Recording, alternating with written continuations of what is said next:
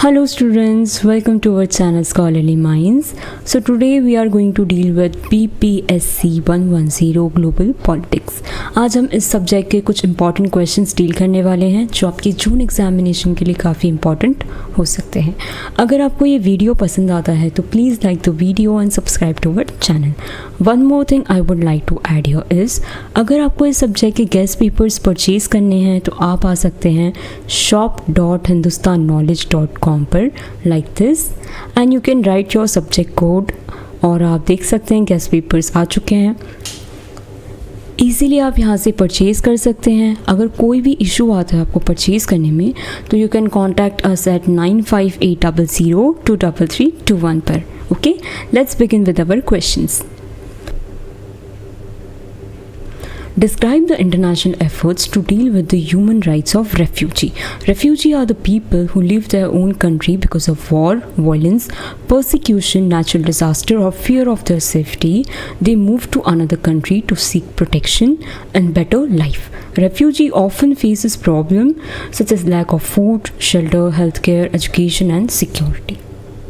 Therefore, the international community has taken many steps to protect the human rights of refugee. अब refugee कौन होते हैं? ये वो लोग होते हैं जो अपनी कंट्री छोड़ देते हैं बिकॉज वहाँ पर वॉर हो रहा है या किसी तरह के वायलेंस हो रहे हैं, परसिक्यूशन या फिर नेचुरल डिज़ास्टर होता है, तो उनकी लाइफ डेंजर में होती है, इसलिए उन्हें वो कंट्री को छोड़ना पड़ता है ताकि वो कहीं प्रोटेक्शन ले सके, कहीं ताकि वो अपनी लाइफ को बचा सके. ओके, एग्जाम्पल के लिए जैसे सीरिया के रेफ्यूजीज़ यूरोप गए थे, रोहिंग्या रेफ्यूजीज़ म्यांमार से इंडिया और बांग्लादेश आए थे, अफ़गानिस्तान के लोग तालिबान रूल के बाद दूसरी कंट्रीज़ में चले गए थे.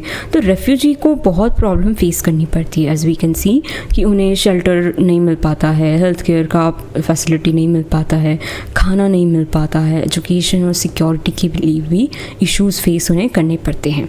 Okay, let's see meaning of refugees rights. Human rights of refugee include right to life, safety, education, healthcare, shelter, employment and protection from discrimination. Refugees should not be forced to return the place where their lives are in danger. अब अगर मैं इसकी बात करूँ तो human rights of refugee का मतलब क्या होता है कि रेफ्यूजीज़ को बेसिक ह्यूमन राइट्स तो मिलने ही चाहिए, जैसे जीने का हक है उन्हें, ठीक है, राइट टू सेफ्टी हो गया, राइट टू एजुकेशन हो गया, हेल्थ केयर हो गया, और उन्हें बचना भी हो और उन्हें डिस्क्रिमिनेशन से भी बचाना होता है. रेफ्यूजीज़ को ऐसी जगह वापस नहीं भेजना चाहिए जहां उन्हें जान का खतरा है. तो ये किस में आता है? रेफ्यूजी राइट्स के अंदर आता है. International efforts for protection of refugee. Refugee convention of 1951. Let's see, the most important international effort is the refugee convention of 1951 adopted under the supervision of United Nations. It defines who is refugee and explain their rights and the responsibilities of countries. ठीक है, अब क्या बताया जा रहा है यहाँ पर कि ये रेफ्यूजी के प्रोटेक्शन का सबसे इम्पॉर्टेंट इंटरनेशनल एग्रीमेंट है. कौन सा? Refugee convention of 1951. ये यूनाइटेड नेशंस के अंडर अडॉप्ट हुआ था. इस कन्वेंशन ने डिफ़ाइन किया क्या कि रेफ्यूजी कौन है, रेफ्यूजी के राइट्स क्या हैं, कंट्रीज़ की इनकी तरफ क्या रिस्पॉन्सिबिलिटीज़ बनती है. The convention gives refugee rights such as right to protection and security. उन्हें protection and security मिली जाएगी. right to work and education, इसकी opportunity दी जाएगी. freedom of religion, जो religion चाहे follow कर सकते हैं. access to courts and justice, कुछ भी injustice होता है तो वो बिल्कुल courts में जा सकते हैं. protection against forced return. अब कुछ लोग हैं, ठीक है, 10-12 लोग, वो उन्हें फोर्स कर रहे हैं कि जहाँ से आए वहीं पे जाओ, तो इससे भी उन्हें बचाना है. This principle is called non refoulement, meaning refugee should not be sent back to dangerous areas. इस मीनिंग नॉन रिफोलमेंट का मतलब क्या होता है कि रेफ्यूजीज़ को उस जगह या डेंजरस जगह पर नहीं वापस भेजा जा सकता. Next, 1967 Protocol relating to refugee. The 1951 Convention mainly focused on the refugee in Europe after the Second World War.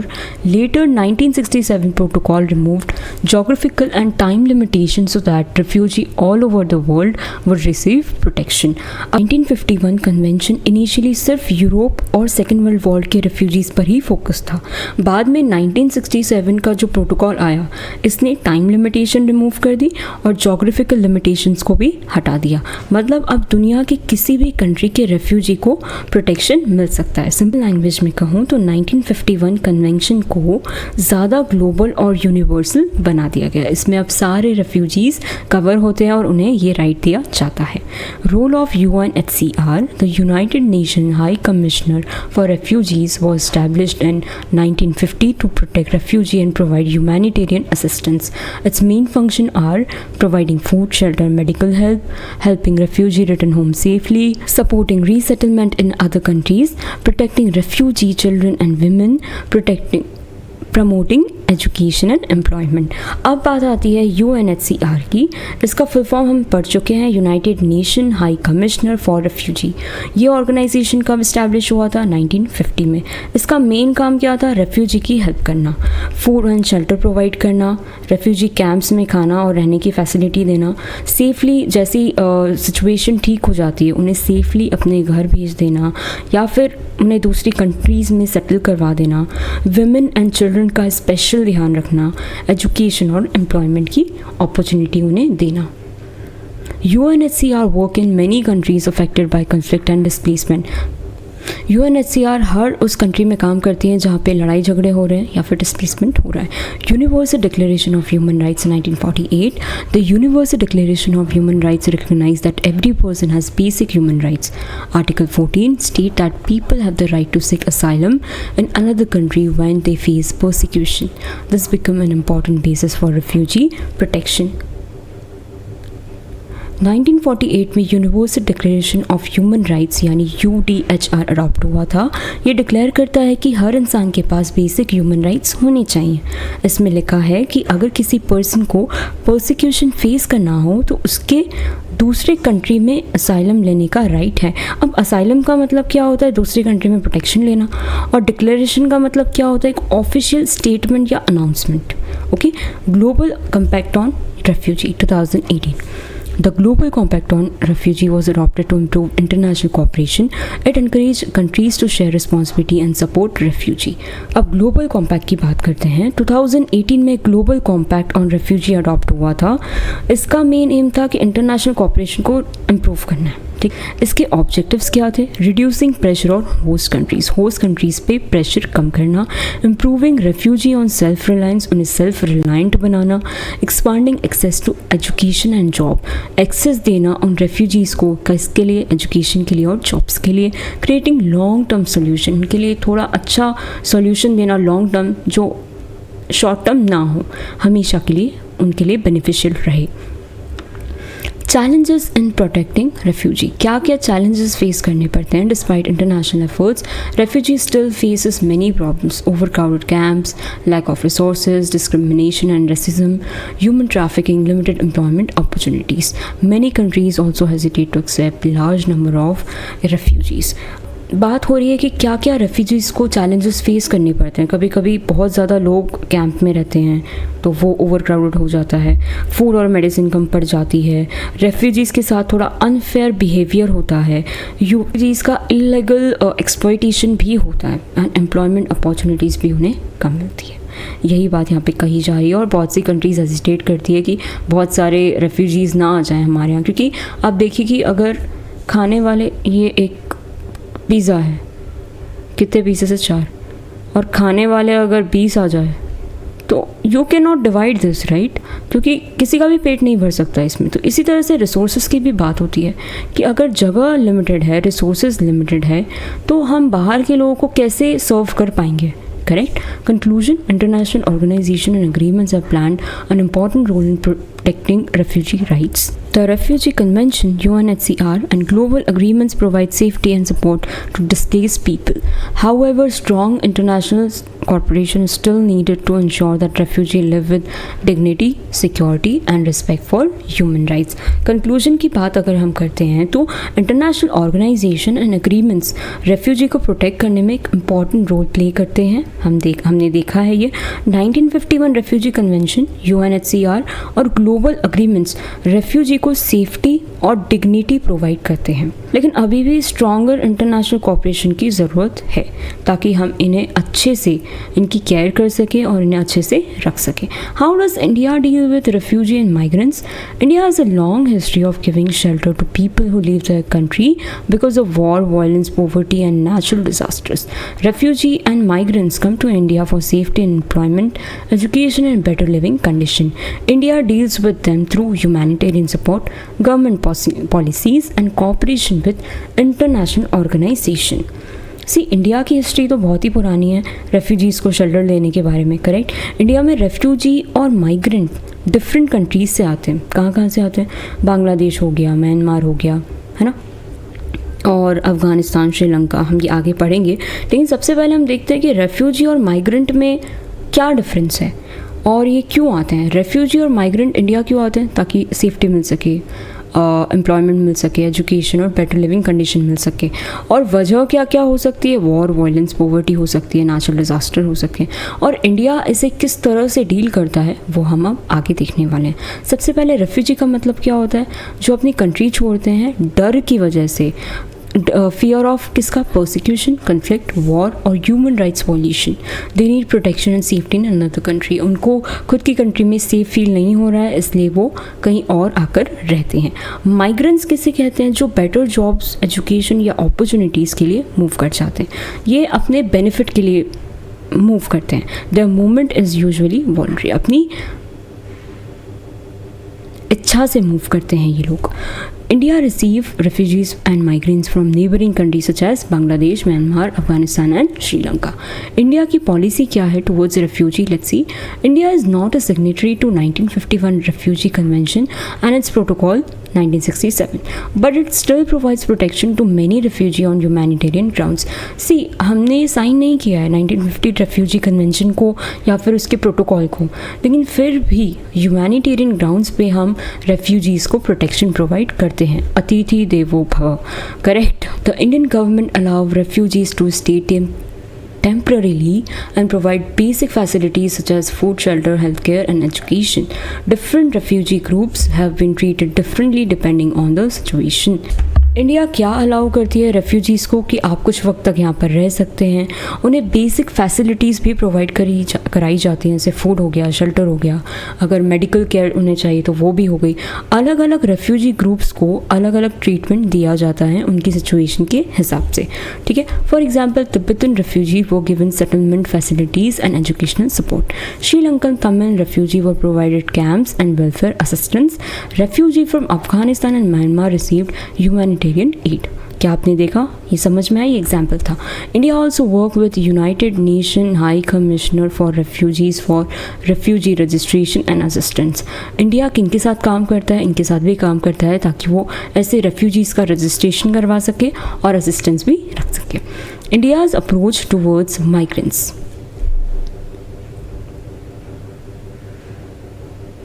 India received many migrants, especially from neighboring countries, due to economic opportunities. The government regulates migration through visa rules, border control and citizenship law. किस तरह से वो handle करती हैं? Through visa rules हो गए, border control हो गया या सिटीजनशिप लॉज हो गए. इसके थ्रू गवर्नमेंट माइग्रेशन को रेगुलेट करती है. और माइग्रेंट्स हम क्यों रिसीव करते हैं? फॉर इकोनॉमिक अपॉर्चुनिटीज़, ताकि उन्हें जॉब मिल सके, थोड़ी उनकी जो कंडीशंस है वो बेटर हो सके. Important measures include border management. सबसे पहले वो क्या करते हैं? इंडिया अपना जो बॉर्डर सिक्योरिटी है उसे स्ट्रॉन्ग कर लेता है ताकि इलीगल एंट्री और ट्रैफिकिंग ना हो सके. Legal procedure. Migrants need passport, visa and work permits according to Indian law. Indian law के हिसाब से उनके पास पासपोर्ट होना चाहिए, वीज़ा होना चाहिए और वर्क परमिट भी होना चाहिए. Citizenship policy. Certain migrants can apply for citizenship under legal provision, वो सिटीजनशिप के लिए भी अप्लाई कर सकते हैं लीगल प्रोविजंस के under. Labour protection, migrant workers are given rights related to wages, health and social welfare, उन्हें ये चीज़ का भी एक बेनिफिट मिलता है। Challenges face by India, India faces several challenges while dealing with refugees and migrants. Pressure on resources such as food, housing and jobs. ये मैंने आपको बताया कि अगर पिज़्ज़ा हमारे पास इतना है, इसे आप 20 लोगों में कैसे डिवाइड करेंगे, है ना। तो सेम चीज़ रिसोर्सेज पे भी अप्लाई होती है। Security concerns and illegal migration, अब हो सकता है कि कोई गलत इंसान हमारे देश में आ गया हो और उससे हमारे देश को खतरा हो सकता है। सोशल एंड कल्चरल टेंशन्स भी हो सकता है जो ग्रुप अभी आया है वो दंगे फसाद करने वाला ग्रुप हो। Lack of a separate refugee law, अभी तक कोई रेफ्यूजी लॉ सेपरेटली नहीं बनाया गया है। तो ये सारे जो चैलेंजेस हैं वो इंडिया फेस करता है। One more point, difficulty in balancing humanitarian values and national security. Example, हमारी जो गवर्नमेंट है, इंडियन गवर्नमेंट, उन्होंने एक ग्रुप को अलाउ कर दिया कि ठीक है आप हमारे यहाँ रह सकते हैं, लेकिन हो सकता है कि वो जो ग्रुप है वो हमारे यहाँ बॉम्ब ब्लास्ट करने आया हो, है ना। पहले देख के तो नहीं लग रहा था, लेकिन उनका यही मकसद है कि वो बॉम्ब ब्लास्ट करेंगे। तो इन दोनों के बीच में जो बैलेंस बिठाना है वो काफ़ी डिफ़िकल्ट हो जाता है कभी कभी। Conclusion, India follows a balance approach towards refugee and migrants. It tries to protect people in need while maintaining national security and social stability. Although India does not have a specific refugee law, it has shown humanitarian concern and continues to support displaced people through various policies and international cooperation. As we all know कि India एक balance approach follow करता है refugees and migrants के लिए। वो protect करता है कि हमारा जो नेशनल सिक्योरिटी है वो अच्छे से बचा रहे और सोशल स्टेबिलिटी भी रहे। हालांकि एज़ वी ऑल नो कि रेफ्यूजी लॉ स्पेसिफिकली नहीं है हमारे देश में, पर हम अपने वैल्यूज़ की वजह से लोगों को सपोर्ट करते हैं ताकि वो अपनी लाइफ अच्छे से लीड कर सके, और साथ में पॉलिसीज़ भी तो होती है और इंटरनेशनल कोऑपरेशन का भी साथ रहता है। Briefly describe the liberal and Marxist explanation of globalization. Globalization means increasing connection and interaction among countries through trade, technology, communication, culture, investment, and movement of people. Different political and economic theories explain globalization in different ways. Two important explanations are liberal view and Marxist view. Both explain the causes and effects of globalization but have different opinions. अब globalization का मतलब क्या होता है कि countries के बीच connection और interaction का इंक्रीज़ होना, किसके through? Trade, technology, communication, culture, investment के थ्रू। लेकिन अलग अलग थियोरीज़ ग्लोबलाइजेशन को अलग अलग नज़रिए से देखती है। जैसे एक है लिबरल व्यू और एक है मार्क्सिस्ट व्यू। इन दोनों के अलग अलग व्यू हैं किसको लेकर? ग्लोबलाइजेशन को लेकर। ठीक है, will see liberal explanation of globalisation. Liberal approach sees globalisation as a positive process that increase cooperation and development among countries. Liberals believe that free market, democracy, trade, technology help in improving the life of people. Liberals globalisation को एक positive process मानता है। इनके हिसाब से free trade development लाता है, technology भी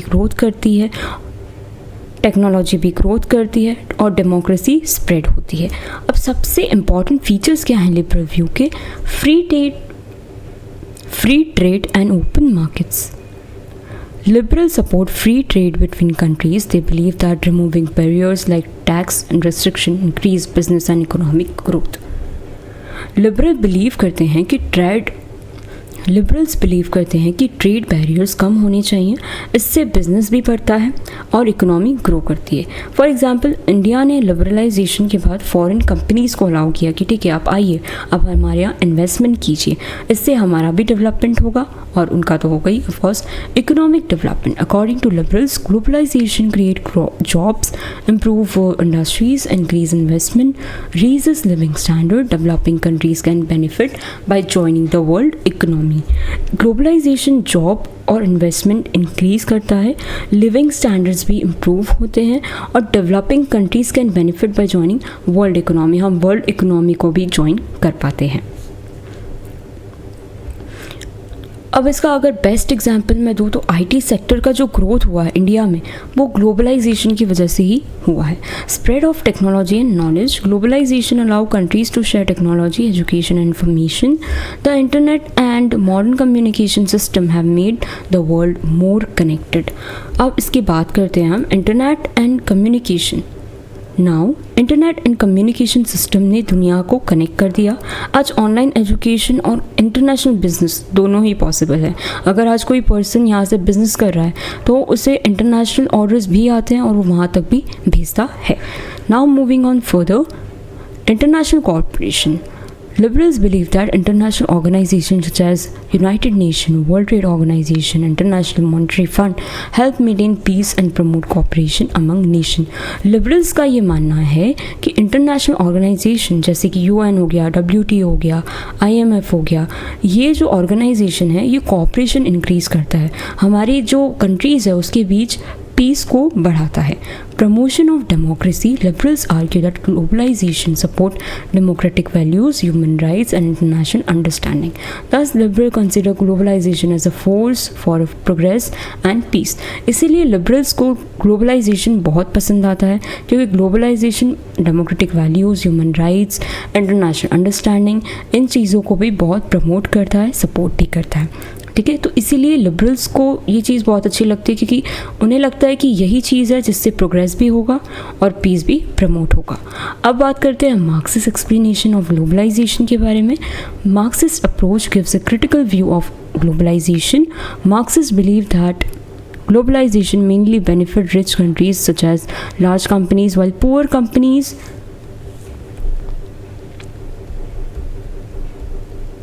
The Marxist approach gives a critical view of globalization. Marxists believe that globalization mainly benefits rich countries and large companies, while poor countries and workers suffer. इनके हिसाब से क्या है कि ग्लोबलाइजेशन ठीक नहीं है क्योंकि ये सिर्फ बड़े लोगों को मतलब रिच कंट्रीज़ और लार्ज कंपनीज़ को ही सपोर्ट करता है। पुअर कंट्रीज़ और वर्कर्स तो सफ़र होते रहते हैं। इनके मेन फीचर्स क्या हैं? Let's see. Expansion of capitalism. Marxists say globalization is the expansion of capitalism across the world. Rich nations and multinational companies increase their control over markets and resources. इनके हिसाब से ग्लोबलाइजेशन क्या है? Capitalism का expansion है पूरी दुनिया में। रिच नेशन और मल्टीनेशनल कंपनीज ही अपना कंट्रोल बढ़ाती जाती है, अपना पैसा इंक्रीज मतलब प्रॉफिट बढ़ाती जाती है और मार्केट पे और रिसोर्सेज पे पूरा हक जमा लेती है। तो ये तो गलत चीज़ है। Exploitation of labour. According to Marxist, companies move industry to poorer countries where labour is cheap. Workers often receive low wages and work in poor condition. अब इस ग्लोबलाइजेशन की वजह से लेबर बहुत ज़्यादा सफ़र करते हैं क्योंकि ये कंपनीज पुअर कंट्री में आ जाती है जहाँ कम पैसे में भी लोग काम करने को तैयार रहते हैं और उनकी जो कंडीशन है, जो वर्किंग कंडीशन है, वो भी काफ़ी बदतर होती है। Economic inequality. Globalisation increase the gap between rich and the poor, क्योंकि रिच होते जाते हैं और जो पुअर है वो पुअर ही होते जाते हैं, वो वहीं रहते हैं, उनकी जो सिचुएशन है वो वहीं की वहीं रह जाती है। Well as we all know कि जो लोग रिच होते हैं या रिच कंट्रीज़ हो गई या कॉरपोरेशन हो गया, उन्हीं के पास सारा वेल्थ कॉन्सेंट्रेटेड रहता है और जो बाकी रेस्ट ऑफ द पॉपुलेशन है वो सफ़र कर रही होती है या फिर वो मिडिल क्लास होती है। Dependence of developing countries. Marxists argue that developing countries become dependent on advanced nation for technology investment and finance. अब जो डेवलपिंग कंट्रीज़ है वो किस पे डिपेंडेंट रहती है? डेवलप्ड कंट्रीज़ पे, एडवांस नेशन पे। किस चीज़ के लिए? टेक्नोलॉजी के लिए कि आप आइए और हमारे यहाँ इन्वेस्ट कीजिए। और फाइनेंस के लिए भी डेवलपिंग कंट्रीज़ इन्हीं लोगों पर डिपेंडेंट रहती है। Cultural domination. Globalization may weaken local cultures and tradition by spreading the culture of powerful countries. Therefore, Marxists see globalization as a system that increases inequality and strengthen capitalist control. Powerful countries का जो culture होता है वो local tradition को weaken कर देता है। ठीक है, एग्जाम्पल वेस्टर्न कल्चर का इन्फ्लुएंस मूवीज़ और फैशन में हम देख सकते हैं। ठीक है, आजकल लोग अपने जो कस्टम्स हैं वो भूलते जा रहे हैं और बाहर की जो हैबिट्स हैं या फिर कुछ भी ट्रेडिशन है उन्हें फॉलो करने लगे। एग्जाम्पल है Halloween, correct. The liberal and Marxist explanation provide two different views of globalisation. एक बोल रहा है कि ग्लोबलाइजेशन बहुत अच्छी चीज़ है, दूसरा बोल रहा है ग्लोबलाइजेशन सही नहीं है. ठीक है, दोनों के अपने अपने रीजंस है. जैसे कि लिबरल्स क्या सोचते हैं कि ये बेनिफिशियल है किसके लिए, इकोनॉमिक ग्रोथ, कॉपरेशन, डेवलपमेंट के लिए. लेकिन मार्क्सिस्ट क्या कहते हैं कि ये क्या कर रहा है, इनइक्वालिटी क्रिएट कर रहा है, एक्सप्लॉयटेशन हो रहा है, डोमिनेशन हो रहा है पावरफुल नेशंस का और कॉरपोरेशंस का. Understanding both view helps in analysing the real impact of globalisation on society and the world. जगह जगह की बात है कि कैसी कंट्री है, कैसी पॉपुलेशन है, वहाँ पे क्या हो रहा है, कॉन्सेंट्रेटेड वेल्थ तो नहीं है, कोई कुछ लोग डोमिनेट तो नहीं कर रहे हैं. तो ये सब सिचुएशन पे डिपेंड करता है कि उस नेशन पे ग्लोबलाइजेशन का क्या इफेक्ट हुआ है. Briefly describe some important functions and guiding principle of WTO.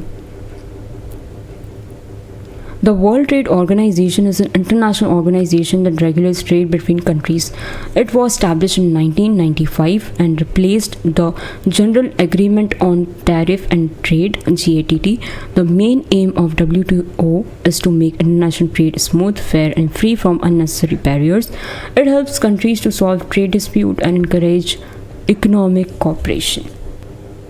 WTO का फुल फॉर्म याद रखना, वर्ल्ड ट्रेड ऑर्गेनाइजेशन. ये एक ऐसी इंटरनेशनल ऑर्गेनाइजेशन है जो कंट्रीज़ के बीच में ट्रेड को रेगुलेट करती है. कब इस्टेब्लिश हुई थी, 1995 में. किसको रिप्लेस किया गया था, general agreement on tariff and trade. इसका मेन एम क्या था कि इंटरनेशनल ट्रेड को स्मूथ किया जा सके, फेयर किया जा सके और फालतू के जो बैरियर्स हैं उन्हें हटाया जा सके. कंट्रीज़ के बीच में अगर कोई भी डिस्प्यूट होता है, कौन सॉल्व करेगा, WTO. और इकोनॉमिक कॉरपोरेशन को इनकरेज कौन करेगा, WTO. इंपॉर्टेंट फंक्शंस हम इसके देखेंगे WTO के बारे में. Regulation of international trade. One of the main functions of WTO is to regulate trade among member countries. It creates rules, agreements that countries follow while trading goods and services. These rules help in reducing confusion and maintaining order in global trade. WTO के बीच में WTO क्या करता है, countries के बीच में trade rules को बनाता है और इन्हीं रूल्स की वजह से कन्फ्यूजन कम होता है और प्रॉपरली ट्रेड को किया जा सकता है बिना कोई डिस्प्यूट अराइज हुए. जब भी कोई भी ऐसी चीज़ें रहती है ना जिनका रेट दिन भर फ्लक्चुएट होता रहता है, तो ऐसी जो गुड्स होते हैं जैसे कि गोल्ड सिल्वर हो गया, तो इसमें रेट क्या लिए जाएंगे, तो यहाँ पर ये इससे रिलेटेड सारे रूल्स बनाए जाते हैं. Settlement of trade dispute. WTO help member countries to resolve trade disputes peacefully. When countries disagree over trade issues such as tariff और restriction, WTO act as a mediator and provides legal process for WTO act as mediator and provides a legal process for solving conflict. अब किसी countries के बीच में थोड़े लड़ाई झगड़े हो गए, तो अगर कंट्रीज़ ट्रेड इशू पर डिसएग्री कर जाए तो कौन आएगा बीच में, WTO आएगा और वो एक मेडिएटर की तरह काम करेगा और ये कन्फ्लिक्ट को सॉल्व करेगा, लड़ाई को ख़त्म करवाएगा. Monitoring trade policy. WTO regularly reviews and monitor trade policy of member countries. This helps ensure that countries are following international trade rules and maintaining transparency. See, transparency का मतलब क्या होता है कि मैंने ऐसा किया और ये मैंने डॉक्यूमेंट आपको भी दिखा दिया कि देखिए मैंने ऐसा किया है. इसे क्या कहते हैं, ट्रांसपेरेंसी कहते हैं. तो WTO रिव्यू भी करता है, मॉनिटर भी करता रहता है किस चीज़ को, ट्रेड पॉलिसीज़ को, किसकी, मेंबर कंट्रीज़ की. ठीक है, और इसी की वजह से कंट्रीज़ एक इंटरनेशनल रूल्स को फॉलो करती रहती है और मेंटेनिंग ट्रांसपेरेंसी कि आपने कुछ अगर चेंज किया है तो हमें बताइए, अगर आपने कुछ एडिट किया है या कुछ कम किया है वो हमें बताइए. Promoting free trade. WTO works to reduce barriers to trade such as high tariff, import quotas and restriction. WTO किसके लिए काम करता है, ताकि जो बैरियर्स हैं वो कम किए जा सकें. जैसे हाई टैरिफ्स लगा दी, इंपोर्ट कोटाज लगा दी कि अगर आपको इंपोर्ट करवाना है तो आपको 5 लाख रुपए देने पड़ेंगे. ठीक है, इस तरह के जो बैरियर्स हैं उन्हें हटाने का काम कौन करता है, WTO. By encouraging free trade it supports economic growth, increase market opportunities. अगर आपने फ्री ट्रेड मुझे अलाउ कर दिया कि नहीं आपको कुछ नहीं देना पड़ेगा, आपको सिर्फ 5,000 रुपीज़ एज अ डिपॉजिट पे करने पड़ेंगे, तो कहाँ 5 लाख रुपीज़, कहाँ 10,000 rupees.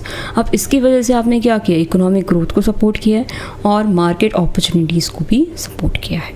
Providing technical assistance, WTO gives training, technical support to developing and least developed countries. This helps them understand trade rules and participate effectively in international trade. अब वो WTO जो है वो टेक्निकल असिस्टेंस भी provide करता है, developing countries को training और टेक्निकल सपोर्ट भी देता है ताकि वो रूल्स को समझ सके और इफ़ेक्टिवली इंटरनेशनल ट्रेड में पार्टिसिपेट भी कर सके। Forum for Trade Negotiation, WTO provide a platform where a member country discuss and negotiate trade agreements. This negotiation aim to improve trade relation and solve global trade issues. अब इन्होंने एक platform भी provide कर रखा है जहाँ पे member countries discussion करते हैं कि फॉर एग्जांपल, छोटा सा एग्जांपल लेंगे कि मुझे 1 किलो आम लेना है, उसने बोला 170 रुपीज़ सामने वाले ने, लेकिन मैंने बोला नहीं 150 रुपीज़। फिर हमने बातें की, ढेर सारी बातें की, फिर फाइनल प्राइस डिसाइड हुआ 160 rupees.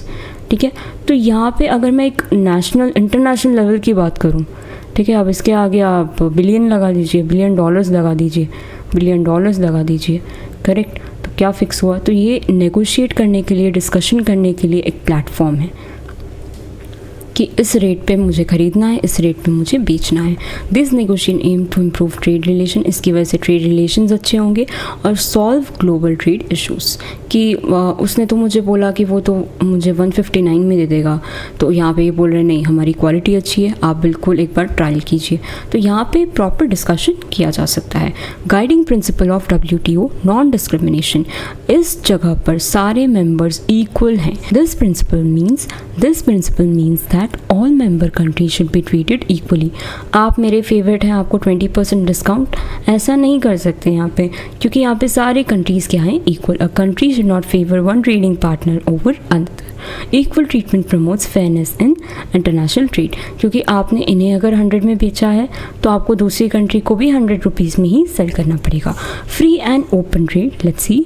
WTO encourage countries to reduce trade barriers and promote free movement of goods and services. Open market increase competition and economic development. Free and open trade की बात की जा रही है कि WTO encourage करता है कंट्रीज़ को कि आप ट्रेड बैरियर्स को हटाइए और free movement of goods and services को प्रमोट कीजिए, ताकि इससे कंपटीशन भी इंक्रीज़ होगा मार्केट में और इकोनॉमिक डेवलपमेंट भी होगा। फॉर एग्जांपल, अगर मुझे कोई चीज़ें पसंद आई हैं बाहर की कंट्री की और मैं वो चाहती हूँ कि वो इंडिया में भी आए ताकि मैं ख़रीद सकूं उसे और अपनी लाइफ का जो स्टैंडर्ड है वो इंक्रीज़ कर सकूं, तो इससे मेरे देश को भी तो पैसा मिलेगा। Predictability and transparency, trade policy should be clear and stable. Countries must inform others about the change in trade rules so that businesses can plan properly.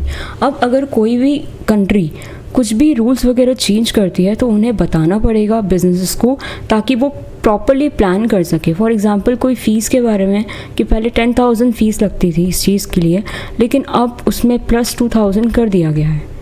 ठीक है, तो आपको बताना पड़ेगा सबको, ताकि सब कुछ क्लियर हो और बिजनेसेस अपनी चीज़ें प्रॉपरली प्लान कर पाएँ। Fair competition, WTO promotes fair competition by discouraging unfair practices such as dumping and excessive subsidies. This create equal opportunities for all countries. अब WTO क्या प्रमोट करता है कि फेयर कंपटीशन होना चाहिए और अनफेयर प्रैक्टिसेस को बिल्कुल वो प्रमोट नहीं करते। ठीक है, फालतू की सब्सिडी लगा देना या फिर बेवजह के बैरियर्स लगा देना कि आपको इतना पैसा देना पड़ेगा, इतना पैसा देना पड़ेगा, अननेसेसरी बैरियर्स लगा दिए, तो इन चीज़ों को वो अवॉइड करते हैं। दिस क्रिएट इक्वल, सारी कंट्रीज़ को फिर इक्वल अपॉर्चुनिटी मिलेगी सेल करने की और बाय करने की। Support for developing countries. WTO gives special consideration to developing nations by providing flexibility, assistance and more time to implement trade agreements. वो WTO एक्स्ट्रा सपोर्ट करते हैं किसी डेवलपिंग नेशंस को कि आप टाइम लीजिए, ज़्यादा टाइम लीजिए और ट्रेड अग्रीमेंट्स को आराम से इम्प्लीमेंट कीजिए। थोड़ी फ्लेक्सिबिलिटी देते हैं कि पेमेंट इस महीना नहीं नेक्स्ट मंथ हो जाएगा, तो यहाँ पर चीज़ें थोड़ी मोर बेटर होती हैं ताकि वो ग्रो कर सकें। ठीक है, तो WTO इन्हें एक्स्ट्रा सपोर्ट देता है। कंक्लूजन की बात करते हैं, WTO plays an important role in maintaining international trade and economic cooperation. Its function such as trade regulation, dispute settlement and policy monitoring help create stability in global market. The guiding principles of fairness, transparency and free trade ensure better participation of countries in the world economy. हमने WTO का पूरा role देखा कि वो rules बनाते हैं, regulate करते हैं, सॉल्विंग डिस्प्यूट्स भी करते हैं, है ना, और जो डेवलपिंग नेशंस हैं उनको भी वो सपोर्ट देते हैं, जो अनफेयर प्रैक्टिसेस हैं उसको पूरी तरह से डिस्करेज भी करते हैं। तो WTO एक बहुत ही इंपॉर्टेंट रोल प्ले कर रहा है किसमें, इंटरनेशनल ट्रेड में और इकोनॉमिक कोऑपरेशन में। हमने ये सारे फंक्शंस देखे कि वो ट्रेड रेगुलेट करता है, डिस्प्यूट सेटलमेंट करता है, पॉलिसी की मॉनिटरिंग करता है और सबको इक्वली ट्रीटमेंट देते हैं। तो ये सारे जो गाइडिंग प्रिंसिपल्स भी हमने और हमने गाइडिंग प्रिंसिपल्स भी देखे फेयरनेस के, ट्रांसपेरेंसी के, फ्री ट्रेड के, ताकि सारी कंट्रीज़ बेटर पार्टिसिपेशन कर सके और वर्ल्ड इकोनॉमी में भी पार्ट ले सके। Okay students, so you can join our Telegram and WhatsApp channel also for future updates. ठीक है, आपको यहाँ पे सारे क्लासेस से रिलेटेड अपडेट्स मिल जाएंगे। डिस्क्रिप्शन में आपको इस दोनों की लिंक मिल जाएगी, आप इजीली हमें ज्वाइन कर सकते हैं। Okay, thank you so much.